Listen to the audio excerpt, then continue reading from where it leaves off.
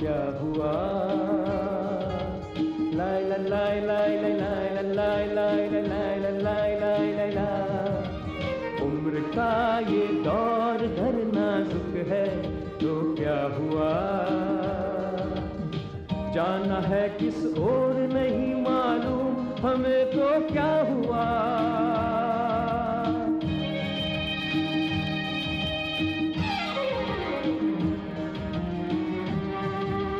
आज माना उलझने हैं पर डगर हम ढूंढ ही लेंगे, आज माना उलझने हैं पर डगर हम ढूंढ ही लेंगे। चल पड़ेंगे जब सफर पर, चल पड़ेंगे जब सफर पर, मंजिलों को पा ही लेंगे। लाई ला लाई लाई लाई लाई। मंजिल किसे नहीं चाहिए, और हम सभी को तलाश है उन राहों की जो हमें मंजिल तक ले जा सकती हैं। हमारी ज़िंदगी में एक ऐसा मोड़ ज़रूर आता है, ख़ास तौर से 10वीं और 12वीं के बाद, जब हमारे सामने अनगिनत राहें होती है, और तभी एक दुविधा भी हमारे सामने आती है कि किस राह को चुनें और किस राह को छोड़ें। प्रसिद्ध कवि रॉबर्ट फ्रॉस्ट ने अपनी कविता द रूट नॉट टेकन में भी लिखा है कि मंजिल तक पहुंचने के 2 रास्ते हैं, और मुझे ये नहीं पता कि कौन सी राह मुझे मंजिल तक ले जाएगी। ये दुविधा आजकल की जनरेशन के सामने काफ़ी आती है, और हमारा ये कार्यक्रम आपको रूबरू करवाएगा ऐसी कई राहों से जिन पर चलकर आप मंजिल तक पहुंच सकते हैं, और हम आपकी मुलाकात करवाएंगे ऐसे बहुत से विशेषज्ञों से जो इस कठिन राह पर आपकी मुश्किल आसान करेंगे। आज हमारे साथ स्टूडियो में हैं काउंसलिंग साइकोलॉजिस्ट मीनाक्षी वर्मा। मीनाक्षी जी, स्टूडियो में आपका स्वागत है। Thank you. हम बातचीत शुरू करते हैं करियर की भूल भुलैया से। एक समय था जब बच्चों के पास कुछ गिने चुने विकल्प होते थे और बस उन्हीं की होड़ में वो लगे रहते थे, पर आज समय थोड़ा अलग है और बच्चों के पास बहुत से ऑप्शंस हैं। बिल्कुल सही कह रहे हैं आप। तो कैसे उन्हें पता चले कि वो राह है उनको मंजिल तक ले जाएगी, कौन सी राह वो चुने अपने लिए? देखिए, राहें तो बहुत सारी हैं, पर मंजिल सबकी एक ही होती है। सबको पहले अपनी मंजिल को डिसाइड करना ज़रूरी है, क्योंकि एक ही मंजिल के लिए राहें बहुत सारी हैं। ऐसा आजकल बिल्कुल हो गया है, क्योंकि पहले कुछ ही ऑप्शंस अवेलेबल होते थे, आजकल बहुत सारे करियर्स हैं। 10वीं के बाद या 12वीं के बाद स्टूडेंट सोचते हैं वो प्रोफेशनल कोर्स करें या ग्रेजुएशन करें, पहले जॉब कर लें या फिर पोस्ट ग्रेजुएशन कर लें। इसलिए कन्फ्यूजन होना बहुत कॉमन हो गया है। तो आप पहले अपनी मंजिल को डिसाइड करिए। अपनी मंजिल को डिसाइड करने के लिए आपको जानना है कि आप अपने करियर में क्या चाहते हैं। आप पैसा के लिए काम करना चाहते हैं कि आप चैलेंज के लिए काम करना चाहते हैं, या कुछ लोग जो बहुत क्रिएटिव होते हैं, जिनको डिज़ाइनिंग में इंटरेस्ट होता है, वो क्रिएटिविटी के लिए काम करना चाहते हैं। तो आपको देखना है आपको करियर में क्या चाहिए, उसके बेसिस पे आपको अपना गोल बनाना है, अपनी एक मंजिल बनानी है। अगर आपने अपनी मंजिल बना ली तो रास्ते बहुत सारे हैं, उनमें से आप कोई भी एक चूज़ कर सकते हैं। जैसे कि अगर आपको हॉस्पिटल सेटअप या मेडिकल सेटअप में काम करना पसंद है, तो उसके लिए आप या तो MBBS करके जा सकते हैं, या आप डेंटिस्ट बन सकते हैं, या फिजियोथेरेपिस्ट या एज अ नर्स भी काम कर सकते हैं। तो पहले अपनी मंजिल को पहचानिए और उसके बाद रास्ते को चुनिए। हमने बहुत से बच्चों से बात की, हम स्कूल में गए और हमने काफ़ी बच्चों से बात की, और करियर को लेकर एक कन्फ्यूजन है। बिल्कुल, कुछ माँ बाप ऐसे होते हैं जो लोग खुद नहीं बन पाते, वो चाहते हैं हमारा बच्चा बने। ये मेरी लाइफ है, क्या मैं बनना चाहती हूँ वो मैं बनूंगी। आजकल के पेरेंट्स यही चाहते हैं कि हमारा बेटा डॉक्टर बने, इंजीनियर बने, बस यही। अपनी एबिलिटी तो देखनी पड़ती है। पेरेंट्स को पता है मेरा बच्चा इतना कर सकता है, पर बच्चा जानबूझ के अपने आप को नीचे करना चाहता है। वो नहीं चाहता कि मैं ऊपर की चीज़ लूँ, वो चाहता है मैं अपने से नीचे लूँ। तभी पेरेंट्स बच्चों को फोर्स करते हैं तुम जाओ इसमें। जो मेरी पेरेंट्स चाहता है कि मैं वो ना कर पाऊँ। तो मेरे कैरियर के बारे में मेरे पेरेंट्स से मेरी आज तक कोई डिस्कशन नहीं हुई। पेरेंट्स इतने ज़्यादा भी मतलब एजुकेटेड नहीं है जो मुझे गाइड कर सकें। वो तो कहते हैं ये अपना करियर खुद चूज़ करो तुम। मैं क्रिकेटर बनना चाहता हूँ। मैं एक सिंगर बनना चाहती हूँ। मैं एयर होस्टेस बनना चाहती हूँ। समझ नहीं आता, कंफ्यूजन ही कंफ्यूजन। देखिए, करियर चुनाव करना एक प्लानिंग की तरह होता है। हम में से बहुत से लोग बहुत सी चीज़ों की प्लानिंग करते हैं, पर करियर की प्लानिंग हमने कभी नहीं करी। तो करियर को भी अगर आप सही स्टेज पर, यानी कि 9th या 10th क्लास से शुरुआत करके प्लान करना शुरू करते हैं, तो डेफिनेटली आपका करियर सक्सेसफुल होगा। पहला जो कि स्टेप हम कहते हैं करियर्स में होता है, आपको जानना ज़रूरी है कि आप किस तरह के इंसान हैं, आप में ऐसा क्या अच्छा है जिससे कि आप करियर बना सकते हैं। हर इंसान में कुछ ना कुछ पॉजिटिव ज़रूर होता है। आपको अपना वही पॉजिटिव यानी कि आपको अपनी एबिलिटीज़, अपने इंटरेस्ट और पर्सनालिटी को पहचानना है और उसके हिसाब से करियर को चूज़ करना है। दूसरा स्टेप होता है, अगर आपने अपने आप को अच्छे से पहचान लिया तो आप करियर्स के बारे में जानें, क्योंकि आजकल बहुत से नए करियर्स हैं, इवेंट मैनेजमेंट है, ग्राफिक डिज़ाइनिंग है। आप नए करियर्स के बारे में जानिए। जानने के बहुत से रास्ते हैं, आप जान सकते हैं कंप्यूटर्स के थ्रू, इंटरनेट के थ्रू, टीवी के माध्यम से, या न्यूज़पेपर में भी बहुत से आर्टिकल्स आते हैं। आप अपने पेरेंट्स, अपने टीचर्स या किसी भी बड़े प्रोफेशनल से पूछिए। अगर आप डॉक्टर बनना चाहते हैं तो एक डॉक्टर से पूछिए उसकी लाइफ कैसी है। आपके लिए ये जानना ज़रूरी है कि डॉक्टर एक दिन कैसे स्पेंड करता है। अगर आपको वो पता है और आप अपने आप को जानते हैं तो दोनों को मैच करना ही एक सही प्लानिंग का प्रोसीजर होता है। सब लोग बहुत बार सोचते हैं कैसे, तो ऐसे आपको प्लान करना है। आपको अपने आप को जानना है, करियर्स को पहचानना है और उनको फिट मैच बनाना है उनका। हम सबकी कोई ना कोई हॉबीज़ ज़रूर होती हैं कि हमें कुछ करना अच्छा लगता है। कुछ बच्चों को पेंटिंग अच्छी लगती है, कुछ को डांसिंग अच्छी लगती है, तो सबकी कोई ना कोई हॉबीज़ होती हैं। तो क्या करियर के चुनाव में हॉबीज़ का कोई रोल है? करियर्स में हॉबीज़ का बहुत बड़ा रोल है। हॉबीज़ मतलब कि वो चीज़ें होती हैं जिनमें आपका इंटरेस्ट है, आप किसी के भी फोर्स के बिना वो करते हैं। अगर आपको पेंटिंग, स्केचिंग में इंटरेस्ट है तो आप अपने आप से करते हैं, अपने फ्री टाइम में अपने आप से इनिशिएटिव लेते हैं वो करने के लिए। अगर आपकी कोई हॉबी है तो आप उसको डेवलप करने का कोशिश करिए। अगर आपको स्केचिंग पसंद है तो आप डिफरेंट तरह की पेंटिंग सीख सकते हैं, उससे रिलेटेड करियर्स के बारे में बिल्कुल आप सोच सकते हैं। पर इसमें ख्याल रखने वाली बात ये है कि वो हॉबी जो है आप में किस लेवल पर प्रेजेंट है। स्केचिंग बहुत लोग करते हैं, बहुत लोगों की हॉबी होती है, पर ज़रूरी नहीं है कि सभी फैशन डिज़ाइनर बन जाएं। तो आपको देखना है कि आपका लेवल कहाँ पर है, तभी आप उसको करियर बनाने का सोचिए। अगर आप गलती से आप सोचते हैं कि मैं तो पेंटिंग करता हूँ, पर आप में वो स्किल्स नहीं है, वो आपको अच्छा लगता है करना, पर वो स्किल्स नहीं है, एबिलिटीज़ नहीं है, तो आप उस करियर में सक्सेसफुल नहीं हो पाएंगे। तो आप केयरफुल असेसमेंट पहले अपनी करवाइए, उसके बाद आप उसमें करियर भी ज़रूर बना सकते हैं। जैसे आपने बताया कि गोल सेट करना या लक्ष्य निर्धारित करना करियर प्लानिंग में बहुत ज़रूरी है, तो गोल सेट हम किस तरह से कर सकते हैं और किस तरह के गोल हम अपने लिए सेट कर सकते हैं? देखिए, गोल मतलब होता है लक्ष्य, जो आपकी ज़िंदगी का एम है। वो आपने बना तो लिया, पर ज़रूरी नहीं है कि आपको एक ही दिन में अचीव करना है या 1 साल या 2 साल में अचीव करना है।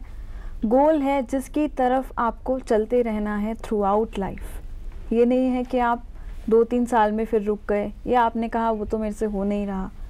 तो आपको एक बड़ा गोल बनाकर बहुत से स्टेप्स, जिनको कि शॉर्ट टर्म गोल बोलते हैं, वो बनाने चाहिए। शॉर्ट टर्म गोल्स आपके स्मार्ट गोल्स होने चाहिए, जो कि आप इजीली अचीव कर सकते हैं, जिनको आप मेजर कर सकते हैं, और टाइम होना चाहिए उनको अचीव करने के लिए। ऐसा नहीं है कि आपने गोल बना लिया कि हमें 12th में 90% लाने हैं, पर आप उसके लिए कुछ कर नहीं रहे हैं, तो वो तो कोई गोल नहीं हुआ। गोल के लिए आपको प्रॉपर प्लानिंग करनी है। शॉर्ट टर्म गोल्स अपने हर वीकली और डेली बेसिस पर आपको उस गोल की तरफ कुछ ना कुछ अचीव करने के लिए अपना इनपुट देना है, तभी आप उस गोल पर पहुंच सकते हैं।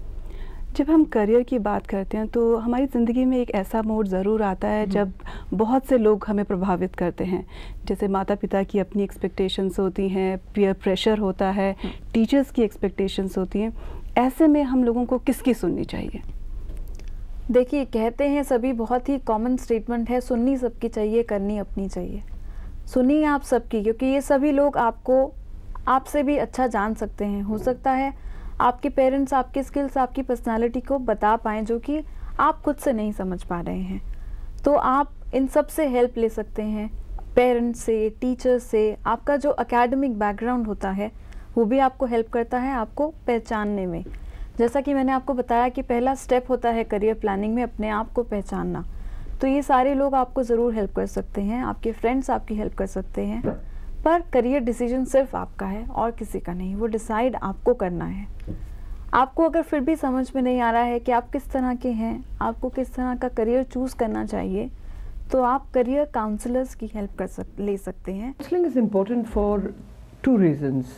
पहले ऐसे है कि आजकल ऐसे ज़माना है कि इतने सारे करियर्स निकल गए हैं, खूब सारे नए करियर्स आ रहे हैं, and also some of the old careers are not available.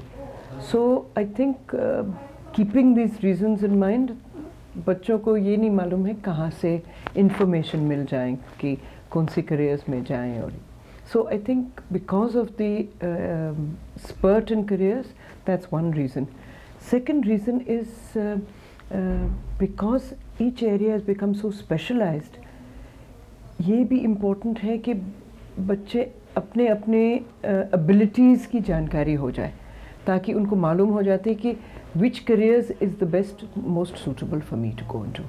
So for both these reasons, it is important to have career counseling, because then you have the facilities of a trained person who can help you both with identifying yourself, your abilities, आपकी अपने आप की self awareness होनी चाहिए, and secondly to give you information about the different careers. Counsellors आपकी help करते हैं test के द्वारा और आपसे बातचीत करके इंटरव्यू के द्वारा। ये बहुत तरह के टेस्ट होते हैं, जैसा कि आपने भी सुना होगा, एप्टीट्यूड टेस्ट होता है, इंटरेस्ट होता है, पर्सनालिटी होता है। तो इस तरह के टेस्ट ये टूल्स होते हैं जिससे कि आप अपने आप को जान पाएँ। अगर आपको कुछ मेजर करना है, कुछ नापना है, तो कुछ टूल तो यूज़ करेंगे ही ना। उसी तरह से ये भी एक टूल्स होते हैं आप जिनसे अपने आप के बारे में जान सकते हैं। तो आप पेरेंट, टीचर्स, पीयर्स सबकी सुनिए, काउंसलर्स की हेल्प लीजिए, वो आपको गाइड करेंगे आपको अपने आप को पहचानने में और करियर्स को एक्सप्लोर करने में। उसके बाद आप खुद डिसाइड करिए अपने मोटिवेशन, अपने हिसाब से कि आप अपनी ज़िंदगी से क्या चाहते हैं। ये तो आपने बताया कि आपको खुद को पहचानना ज़रूरी है और अपना सुनना ज़रूरी है, पर एक समय ज़रूर होता है जब बच्चे क्लास में होते हैं और क्लास में जब पूरे ग्रुप में अगर एक किसी पर्टिकुलर फील्ड की तरफ बच्चे बढ़ने लगते हैं, जैसे इंजीनियरिंग हो गया, अगर पूरा ग्रुप इंजीनियरिंग में एडमिशन लेना चाहता है, तो जो पीयर प्रेशर का इशू है वो बहुत इम्पॉर्टेंट हो जाता है।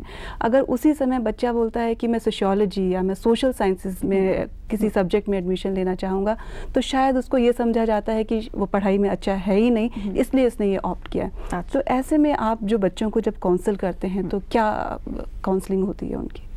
देखिए, पीयर प्रेशर डेफिनेटली बहुत बड़ा इशू है।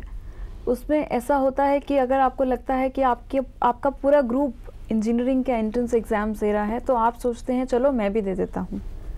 हो सकता है आप एग्ज़ाम दे दें, आपका एग्ज़ाम भी क्लियर हो जाए और आपका इंजीनियरिंग भी हो जाए, पर उसमें चांसेस होते हैं कि अगर वो इंजीनियरिंग आपकी एबिलिटीज़ से मैच करता है तो आप ज़रूर सक्सेसफुल होंगे, वरना हो सकता है 10 साल बाद भी आपको लगे कि मैं गलत एरिया में हूँ, क्योंकि आपको वहाँ पर शायद सेटिस्फैक्शन नहीं हो।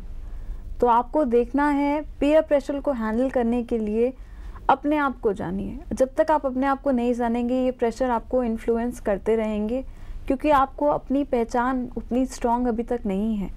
अगर आपकी अपनी पहचान स्ट्रॉन्ग होगी टेस्ट के द्वारा, काउंसलर्स के द्वारा, या आप अपने आप खुद से अपने एकेडमिक बैकग्राउंड से देखिए, आप उस तरह से अपने आप को पहचानिए, वो अगर स्ट्रॉन्ग होगा तो प्रेशर कोई भी उतना स्ट्रॉन्ग नहीं हो सकता है।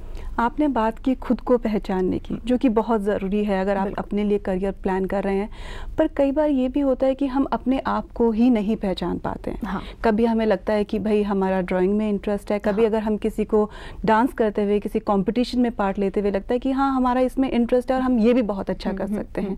तो एक बच्चा कई सारी चीज़ों की तरफ डाइवर्ट होता रहता है। तो अपने आप को भी पहचानने के लिए क्या प्रोसेस है, किस तरह से हम अपने आप को पहचान सकते हैं? देखिए, जैसे कि अब इंटरेस्ट के बारे में, हॉबीज़ के बारे में भी आपको बताया था, आपको देखना है कि वो लेवल पर वो चीज़ आप में है कि नहीं है। आपने आज इंजीनियर को देखा तो आप उसकी लाइफ से इन्फ्लुएंस हो गए, कल आपने मैनेजर को देखा तो उससे इन्फ्लुएंस हो गए, यानी कि कहीं ना कहीं आपको अपने आप की पहचान उतनी स्ट्रॉन्ग नहीं हुई है। तो अपने आप को पहचानने के लिए अगर आप नहीं कर पा रहे हैं तो किसी की हेल्प लीजिए, काउंसलर्स की हेल्प लीजिए, पेरेंट्स की, टीचर्स की हेल्प लीजिए, जो आपको पहचानने में ज़रूर हेल्प करेंगे। जब आप अपने आप को अच्छे से पहचान पाएंगे, उसके बाद आप करियर्स को एक्सप्लोर करिए और अपने करियर को मैच करिए अपनी पहचान से, दूसरों की पहचान से नहीं।